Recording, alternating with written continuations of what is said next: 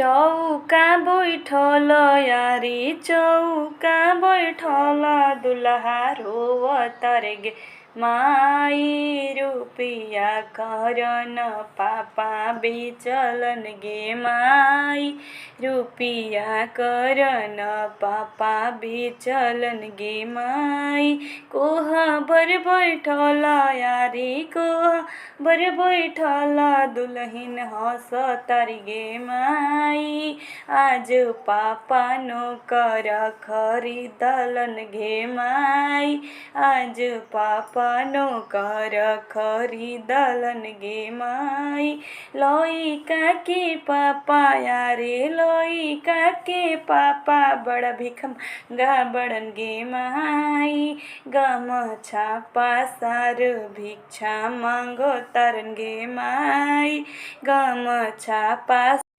इसी तरह के भारतीय भोजपुरी गीतों को सुनने के लिए हमारे चैनल को सब्सक्राइब कीजिए और इसमें जो भी कमी हो उसे कमेंट में ज़रूर बताएं। धन्यवाद।